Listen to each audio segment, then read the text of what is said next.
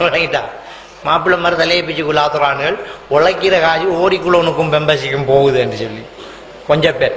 இன்னும் கொஞ்சம் பேர் சொல்றானுங்கள், அசரத் தயவு செஞ்சு இந்த பயான்ல இந்த பேசியலை பத்தி தயவு செஞ்சு கொஞ்சம் சொல்லுங்கோ, எனக்கு டப்பா டப்பாவா வேண்டி கொடுத்தே இந்த சொத்தெல்லாம் முடிஞ்சு எடுக்கிற சம்பளம் கறி வேண்டதை விட வெள்ளையாகிற மருந்து வேண்டது தான் கூட போகும். ஒருத்தன் கேட்டான் பொண்டாட்டிகிட்ட, வெள்ளையாகிற மருந்து ஒரு டப்பா 500 ரூபா ஒரு கிழமைக்கும் பாவிக்காது, வேண்டித்தாங்கன்னு கேட்ட உடனே புரியன் கேட்டான், வெள்ளையாவி யாரை கல்யாணம் பண்ண போறாயன்னு. நான் தான் ஒன்ன பண்ணிட்டேன், என்ன மெனத்துக்கணும், மாப்பிள்ளை ஒன்று எடுக்க போறையா நீ பொத்திக்கிரிக்கணும். இதுல உள்ள பாரதூரம் நமக்கு தெரியல. எல்லாருக்கும் ஃபேர் லவ்லியும் அந்த வெள்ளையாகிற மருந்தும் ஃபேஷியலும் கூடுதலா வசதி இல்லை இருக்கின்றது இல்லை. நிறைய பேர் மௌலவியாக்களும் தான் மதுரசாக்களையும் ராக்க வழியா இருக்குது ஃபேஷியல். இது எனத்தாலே செய்யறேன்னு நமக்கு விளங்குது இல்லை. எவ்வளவு அசிங்கமான சாமான் அது கலக்கப்படுதுங்கிறது நம்ம தெரியல. நம்மளோட ஹாஸ்பிட்டல்ல பிள்ளை பிறக்குது, பிள்ளை பிறக்கும் போது மாக்கொடி விடும், ஈரல் மாதிரி ஒன்றுதான் மாக்கொடி. இந்த மாக்கொடி எல்லாம் ஏற்றுமதி செய்யப்படுது, அது திரும்ப ஃபேஷியலா தான் வெளியில வருது, சாஃப்ட். நமக்கு தெரியாது. பிள்ளை பிறக்கும் போது பிள்ளையோட இருந்து உழுவுதே மாக்கொடி, அதெல்லாம் ஹாஸ்பிட்டல்ல எடுக்கிறான். இப்ப எல்லா ஹாஸ்பிட்டல்லையும் சில கம்பெனி அதை வாங்குது, ஏற்றுமதி செய்யறான். வெளிநாட்டுல ஒரு ஹாஸ்பிட்டல் கழிவு இல்லை, எல்லாம் எடுக்கிறான். அந்த மாக்கொடி அவ்வளவு சாஃப்ட், அதுல இந்த கிரீம் செய்யப்படுது. அது சில வீடியோ கிளிக் வேணும்னு நான் போட்டு காட்டும் எந்த அளவுக்கு அது செய்யறாங்க அப்படின்னு. அதைத்தான் திரும்ப நம்முடைய சொத்தையில பூசணும். ஒரு நஜீச பூசிட்டு இருக்கும், ஒரு நஜீச பூசி வெள்ளையாகணுமா. அடுத்தது இதால ஏற்படக்கூடிய சைட் எஃபெக்ட், இயற்கையா இறைவன் வச்ச இந்த கலரை மாத்துறது எவ்வளவு பெரிய ஆபத்துங்கிறது நமக்கு விளங்க மாட்டேங்குது. மாத்தி என்ன செய்ய, என்ன மருந்த பூசினாலும் இந்த மூஞ்சிதான் திரும்ப தெரியும். 1.5 மணி நேரமா நீ கண்ணாடிக்கு முன்னால மருந்து பூசினாலும் நீதான் பாத்திமா தான் இருக்குமே தவிர ஐஸ்வர்யா வர மாட்டா. நமக்கு தெரியும். நிறைய பிள்ளைகள் நடந்துட்டு இருக்குது.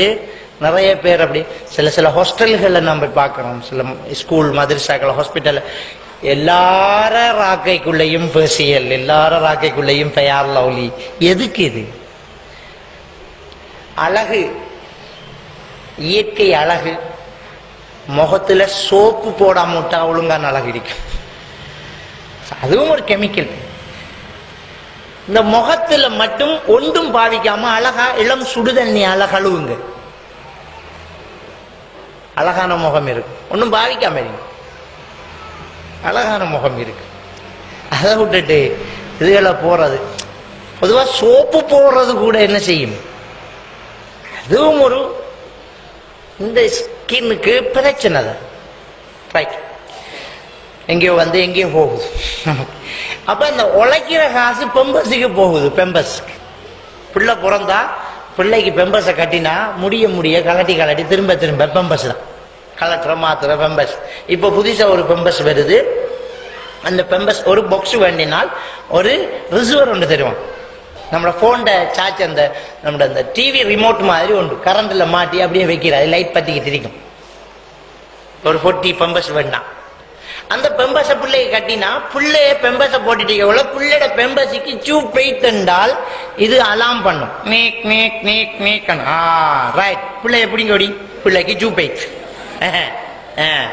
பிள்ளைய மத்த ஒரு தரம் தான் ரிசீவர் வேணும், மறுதான் அந்த கம்பெனியோட பெம்பஸ் வேணும். அந்த கம்பெனியில பெம்பஸ் போட்ட உடனே அந்த கம்பெனியில பெம்பஸ போட்டு ரோட்டால ஒரு உள்ள போனாலும் இஞ்ச சிக்னல் கட், வீட்டுக்கு முன்னால ஒரு உள்ள போனாலும் அண்ணா பிள்ளைக்கு சூப்பை தண்டு கத்தும். அந்த பெம்பஸ்ல ஈரம் பட்டு வெயிட் கூடினா இங்க அலாம் பண்ணும். எந்த அளவுக்கு மனுஷன் பெம்பஸோட வாழ்றானுங்கிறத கம்பெனிக்காரன் கண்டுபிடிச்சு கட்டுறான். விளங்கிட்டான். இப்ப எந்நேரம் பெம்பஸ் போறதால இந்த பிள்ளையோட மனநிலை மாறுது. எப்படி மாறுதுன்னா, அந்த பிள்ளை என்ன நினைக்குதுன்றால் சூ போறதுக்கோ கக்கா குந்துறதுக்கோ நேரம் இடம் ஒரு பிரச்சனை இல்லை, என்ன போகலாம் தான். இப்ப இந்த பிள்ளைய கொஞ்சம் பெருக்கக்குள்ள நீங்க பெம்பஸை கலட்டி விட்டுருவீங்க, அவனுக்கு முடுக்கக்குள்ள போயிட்டு இருக்கான். அவனுக்கு பெட்டும் தெரியாது, உம்மட மடியும் தெரியாது, கையும் தெரியாது, ஒன்றும் தெரியாது. வந்து அடியை விட்டுட்டே இருப்பான் அவன். நம்ம சின்ன வயசுல இருந்து இந்த பெம்பஸ் எதுக்கு கண்டுபிடிச்சாண்டா, இப்படி ஒரு பயானுக்கு வாரையும், இப்படி ஒரு பயானுக்கு வரக்கூட ஒரு பள்ளி வாசல் தவறுதல்ல நடந்துடக்கூடாது. இதுக்குள்ள இருந்துக்கிட்டு நாம டொய்லெட் தேடி ஓடணும்னா இப்படி ஒரு பயான், ஒரு ஃபங்க்ஷன், ஒரு வலிமா, ஒரு பஸ் பயணம், அதுக்கு கட்டுறதுக்கு வந்ததை எந்நேரமும் கட்டுறதுக்கு எடுக்கக்கூடாது. பிள்ளைகள் எவ்வளவு நேரமாச்சு சூப்போ என்கிறது நமக்கு தெரியும். நீங்க உட்கார்ந்து நிலத்துல உட்கார்ந்து இந்த 2 காலையும் குத்தி இப்படி விரியுங்க, ஒரு கொமட்டு தான். இந்த காலினுடைய எந்த பகுதியும் மற்ற காலினுடைய இந்த பகுதியையும் சேர்த்து வச்சா ஒரு புள்ளட பித்தட்டு வைக்கிற ஒரு குழி ஒன்று இருக்கும், ஒரு கொமட்டு இருக்கும். அல்லாஹ் இயற்கையா நம்மட காலில் வச்சு படைச்சிருக்கேன். ஆம்பளை வச்சாலும் பொம்பளை வச்சாலும் கொமட்டு தான் அது. நீங்க உட்கார்ந்து 2 காலையும் இப்படி குத்தி இப்படி பெரட்டுங்க, ஒரு கொமட். அந்த கொமட்டில் உங்களோட பிள்ளைய தூக்கி வைங்க. பிள்ளை அன்போடு இருக்குது. இப்ப கையை எப்படி பிடிச்சுக்கிட்டு இருக்கும், தம்பு கண்ணு பார்த்துக்கிட்டு இருக்கும், ஐ கன்ட்ரக்ஸ் சுகுந்தரா அப்படின்னு சொல்லுங்க. சூக்குந்திரத்தை வெட்டையில கொண்டு போறோம், வெளியில கொண்டு போறோம்.